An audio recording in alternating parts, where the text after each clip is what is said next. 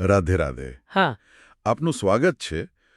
આજની આપણી આ ઊંડાણપૂર્વકની ચર્ચાનો વિષય છે સંત પ્રેમાનંદજી મહારાજના સત્સંગનું સાર. રાધે રાધે. અને આ જે માર્ગદર્શન છે એ આપણને મળ્યું છે ગુજરાતીTV.com પર પ્રકાશિત એક વિશ્લેષણમાંથી, હા. જે સેવક માધવ જસાપરા દ્વારા પ્રસ્તુત કરાયું છે. અને તે 10/9/2025ના રોજ થયેલ એકાંતિક વાર્તાલાપ પર આધારિત છે. બરાબર. ખૂબ જ સરસ વાર્તાલાપ છે. હા, તો આપણો હેતુ એ જ છે કે આમાંથી જે મુખ્ય જ્ઞાન છે, જે સમજણ છે, એના અંશો તારવીએ, જેથી રોજિંદા જીવનમાં જે સંઘર્ષો આવે, આધ્યાત્મિક માર્ગમાં જે મૂંઝવણો થાય, એમાં કંઈક મદદ મળે. બિલકુલ. અને આની એક ખાસ વાત એ છે કે આ પ્રશ્નોત્તરી રૂપે છે, મતલબ લોકોએ જે પૂછ્યું. હા, સામાન્ય લોકોના પ્રશ્નો. હા, સામાન્ય રોજબરોજના પ્રશ્નો, અને મહારાજશ્રીએ એના એટલા સુંદર, સરળ પણ ગહન જવાબો આપ્યા છે. આપણે એ સમજવાનો પ્રયત્ન કરીશું આજે. ચોક્કસ. તો ચાલો શરૂઆત કરીએ એક ખૂબ જ સામાન્ય અનુભવથી. ઘણા લોકો કહે છે કે ભક્તિના માર્ગ પર ચાલવાનો પ્રયત્ન તો કરીએ છીએ, પણ વારંવાર પડી જવાય છે. હા, આ બહુ કોમન છે. નિરાશા આવે. હૈદરાબાદથી વિમલ પવારજીનો આ જ પ્રશ્ન હતો કે પ્રયત્ન કરું છું પણ સફળતા નથી મળતી, શું કરવું? હા, અને જો અહીં મહારાજશ્રીનો જવાબ છે ને, એ ખરેખર હિંમત આપનારો છે. હા. એ કહે છે, પડી જાઓ તો શું થયું? એમાં નિરાશ થવાની જરૂર નથી. ફરી ઊભા થાઓ. ફરી ઊભા થાઓ. પણ એક શરત મૂકી છે. એ બહુ મહત્વની છે. કે પહેલા કરતા એક ડગલું, બસ એક ડગલું વધુ ચાલવાનો પ્રયાસ કરો. અચ્છા, એટલે 10 ડગલે પડ્યા હોઈએ તો હવે 11 ડગલા ચાલવાની કોશિશ કરવાની. બરાબર. દરેક વખતે થોડુંક વધારે. વાત પડવાની નથી. વાત ફરી ઊભા થઈને આગળ વધવાની છે. એમણે તો ઘાયલ શૂરવીર યોદ્ધાનું ઉદાહરણ આપ્યું છે. હા, સાંભળ્યું છે. કે જેમ ઘાયલ સિંહ કે યોદ્ધા હોય ને, એ વધારે જોશથી લડે. બરાબર. હાર નથી માનતો. હાર નથી માનતો. એમ સાધકે પણ દરેક પડતી પછી, દરેક નિષ્ફળતા પછી વધારે જોશથી, વધારે ઉત્સાહથી ભગવાન તરફ આગળ વધવાનું છે. પાછું વળીને નથી જોવાનું. એટલે હિંમત નથી હારવાની. પ્રયત્ન ચાલુ રાખવાનો છે, ભલે ગમે તેટલી વાર પડી જાય. બસ આ નિરંતર પ્રયાસ જ સફળતા અપાવે છે, ભલે ધીમો હોય. આ દૃષ્ટિકોણ જ આખી વાત બદલી નાખે છે. પડકારને જોવાની રીત જ બદલાઈ જાય. સાચી વાત છે. હવે બીજો એક મુદ્દો લઈએ. હા. આ પણ બહુ વ્યવહારિક છે. બીજાના દોષ જોવાની આપણી વૃત્તિ હોય છે. એ તો બહુ સહજ છે. હા. તો રાજકોટથી કૃષ્ણજી પૂછે છે કે સાચા ભક્તને કેવી રીતે ઓળખવો? કારણ કે ઘણીવાર ડર લાગે કે અજાણતા કોઈ ભક્તનો અપરાધ ન થઈ જાય, અને કહેવાય છે કે ભગવાન ભક્તનો અપરાધ સહન નથી કરતા. હા, આ ચિંતા પણ સ્વાભાવિક છે. પણ અહીં મહારાજશ્રી બહુ જ સ્પષ્ટ વાત કરે છે. શું કહે છે?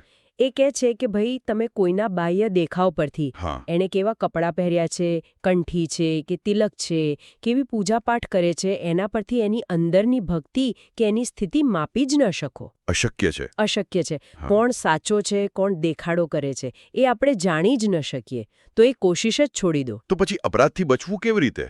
એ ડર તો રહે ને. હા, એટલે જ એ કહે છે કે ઉપાય બહાર નથી, ઉપાય અંદર છે.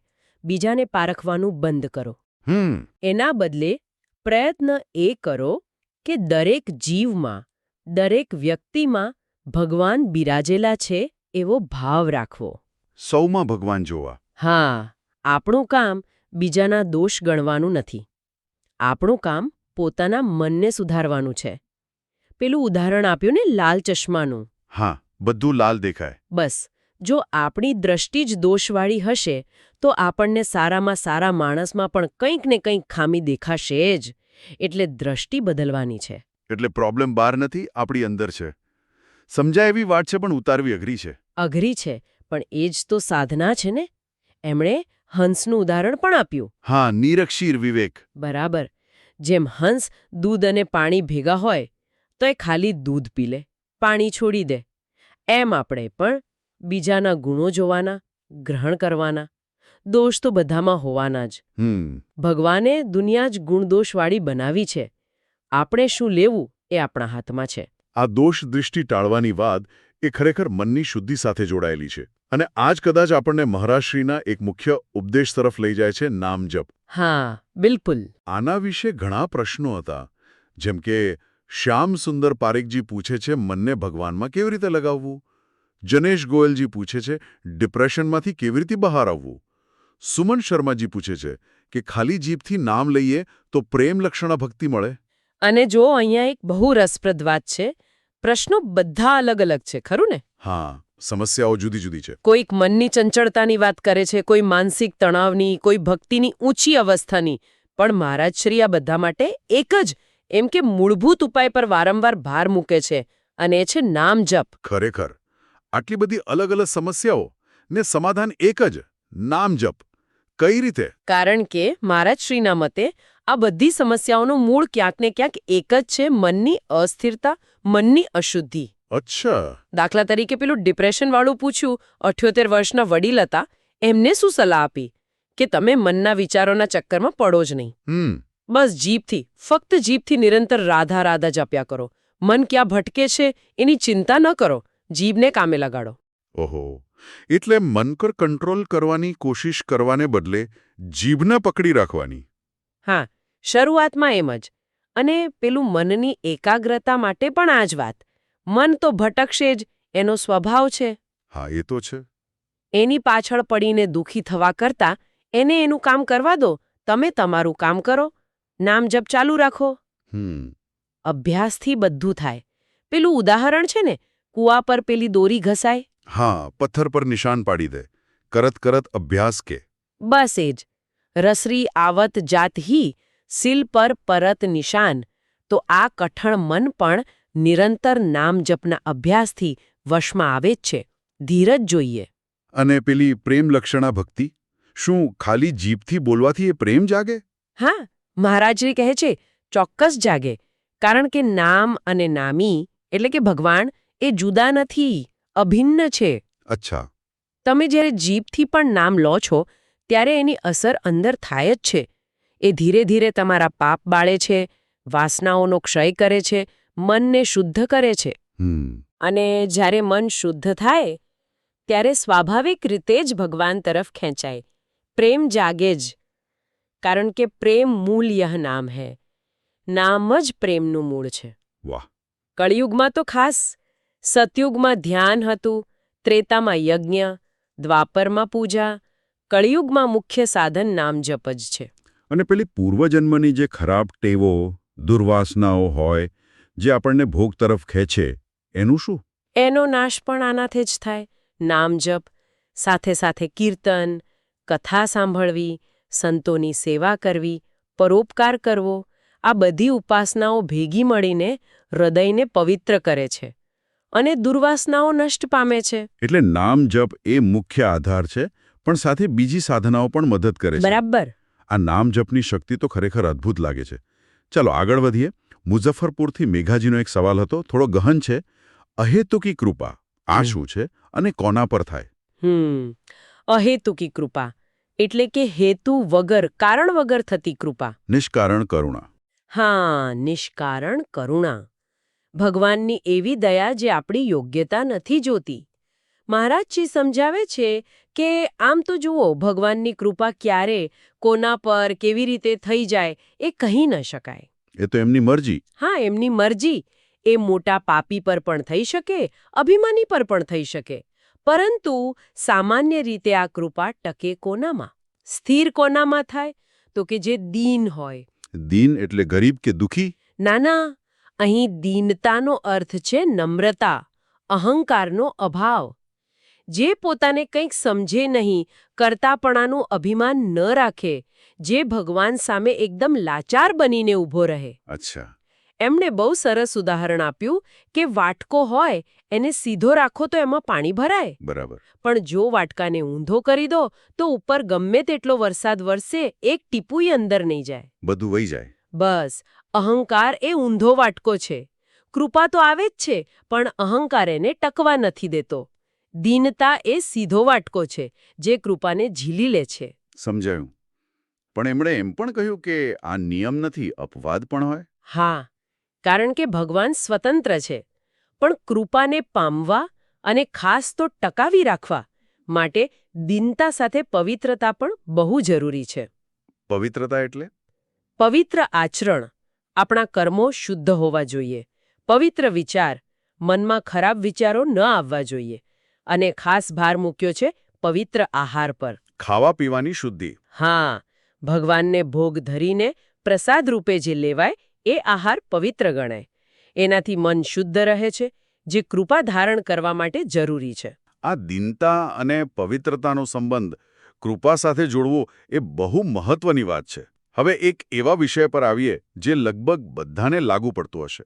કયો વિષય? ગૃહસ્થ જીવન અને આધ્યાત્મિકતા. આ બે વચ્ચે સંતુલન કેવી રીતે સાધવું? હા, આ તો બહુ મોટો પડકાર છે ઘણા માટે. આગ્રાથી રામનિવાસજીનો પ્રશ્ન હતો કે એ સેવા કાર્ય કરે છે, પણ બીજા લોકો ઈર્ષા કરે, નિંદા કરે, એટલે મન દુઃખી થઈ જાય છે. દિલ્હીથી મેઘાજી કહે છે કે નાનું બાળક છે એટલે પ્રભુ સેવામાં, ઠાકુરજીની સેવામાં વાર લાગી જાય છે, સમયસર નથી થતું, તો એનું દુઃખ થાય છે. બાળકોના ભવિષ્યની ચિંતા પણ ઘણાને હોય. હા, આ બધા બહુ જ વાસ્તવિક પ્રશ્નો છે ગૃહસ્થોના. અને મહારાજ શ્રીનું માર્ગદર્શન પણ એટલું જ વ્યવહારુ છે.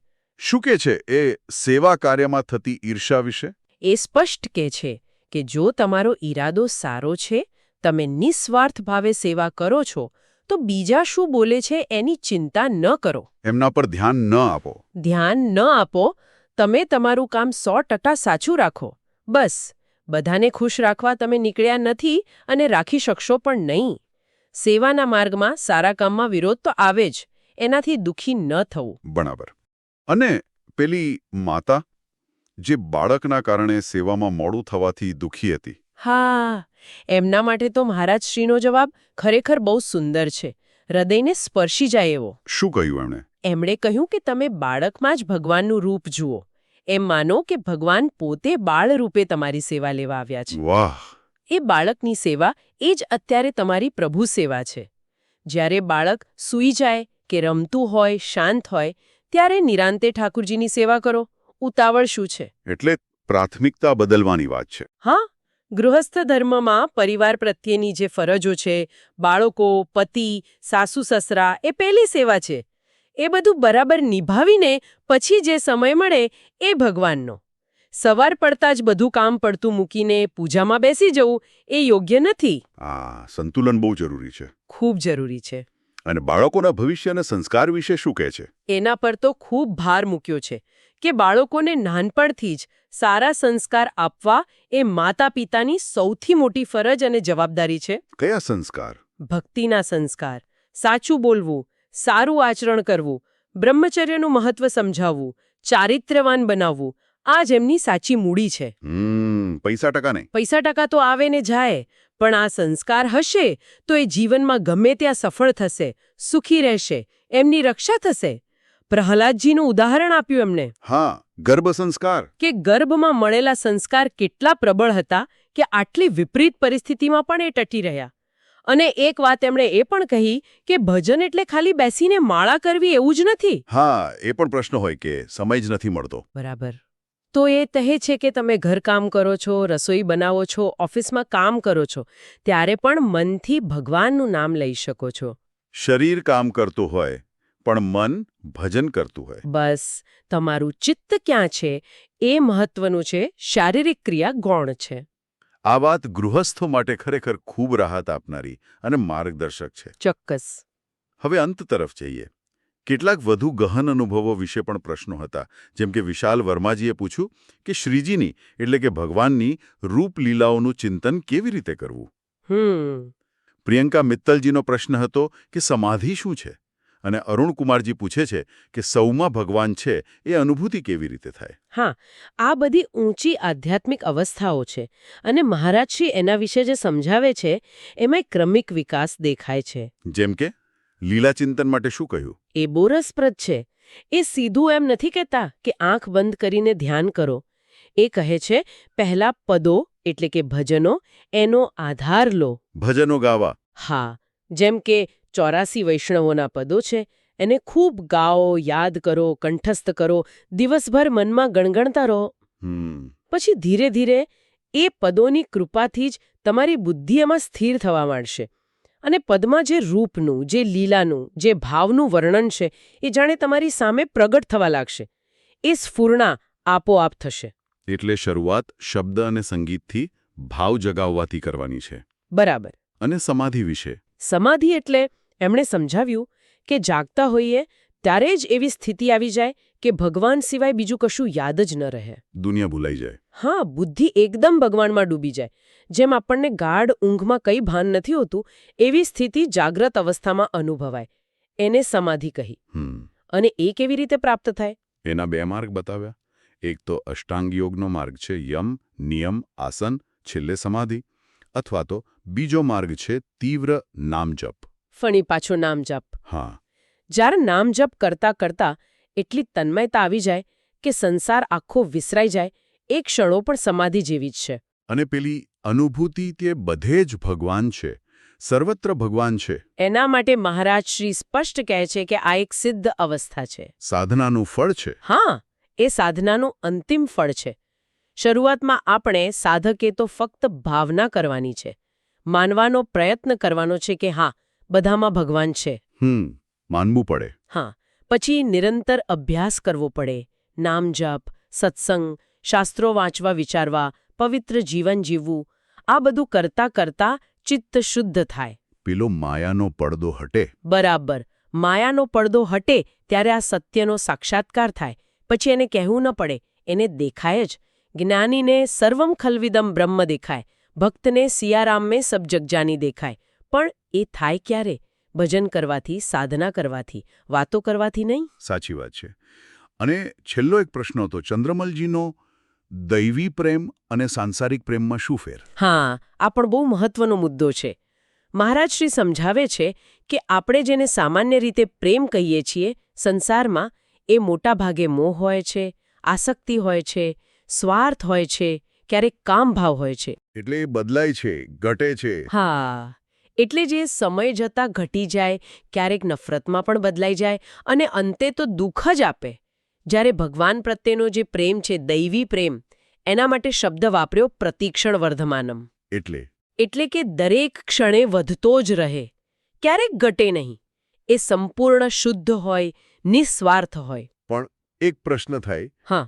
ભગવાન તો દેખાતા નથી. હા. તો જે દેખાતો નથી એના પ્રત્યે પ્રેમ કેવી રીતે જાગે? આ અઘરું નથી? અઘરું લાગે છે, ચોક્કસ લાગે છે. કારણ કે આપણને આંખે દેખાય, કાને સંભળાય એની જ આદત છે. હા, ઇન્દ્રિયોથી અનુભવવાની. બરાબર. પણ મહારાજ શ્રી કહે છે કે એના માટે જ તો આ સાધનો છે, સંતોની વાણી છે, શાસ્ત્રો છે, અને ખાસ તો નામજપ. આ બધું આપણને એ અદૃશ્ય ભગવાન સાથે જોડે છે. ધીરજ રાખીને આ સાધના કરતા રહીએ ને તો પ્રેમ જાગે જ છે. અને એક વાત હંમેશા યાદ રાખવાની કે ભલે આપણે એમને નથી જોઈ શકતા, એ આપણને જુએ છે. હા, એ આપણને નિરંતર જુએ છે, સાંભળે છે અને અનંત પ્રેમ કરે છે. આપણને આ મનુષ્ય જન્મ મળ્યો, સત્સંગ ગમવા લાગ્યો, ભક્તિ કરવાનો વિચાર આવ્યો, આ બધું શું છે? એમની કૃપા જ છે. એમની અહેતુકી કૃપાને પ્રેમ જ છે. બસ પેલો માયાનો પડદો હટે એટલે એ પ્રેમ અને એ સૌંદર્યનો અનુભવ થાય. વાહ! તો સંત પ્રેમાનંદજી મહારાજના આ સત્સંગ સારમાંથી ખરેખર ઘણું બધું જાણવા મળ્યું, સમજમાં મળ્યું. પડવા છતાં હિંમત રાખીને આગળ વધવું. હા, દોષ દૃષ્ટિ છોડવી. સોમાં પ્રભુ ભાવ રાખવો, નામજપને જીવનનો આધાર બનાવવો. કૃપા માટે દીન અને પવિત્ર બનવું. અને ગૃહસ્થ જીવનમાં ધર્મ અને કર્મનું સંતુલન કેવી રીતે રાખવું. અને છેલ્લે એ દિવ્ય પ્રેમના સ્વરૂપને સમજવું. ખરેખર આ બધા સૂત્રો જીવનને સાચી દિશા આપી શકે છે. ચોક્કસ.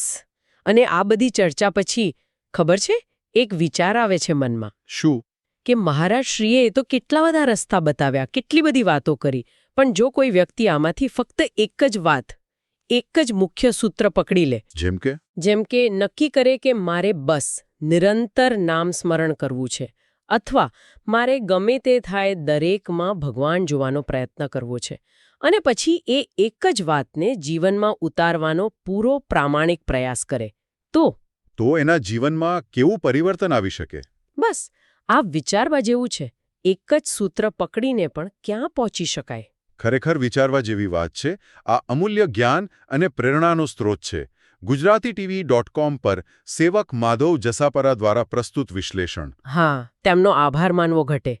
જો આપ સૌને આ ચર્ચા ઉપયોગી લાગી હોય, ગમી હોય, તો જરૂરથી લાઇક કરજો. હા, અને શેર પણ કરજો. આપના મિત્રો, પરિવારજનો સાથે શેર કરજો, જેથી આ સુંદર વિચારો વધુ લોકો સુધી પહોંચે. અને અમારી ચેનલને સબસ્ક્રાઇબ કરવાનું ન ભૂલતા. અને તમારા પ્રતિભાવો, તમારા વિચારો એ પણ નીચે કોમેન્ટ બોક્સમાં જરૂર જણાવજો. ચોક્કસ. આપના પ્રતિભાવોની રાહ રહેશે. રાધે રાધે. રાધે રાધે.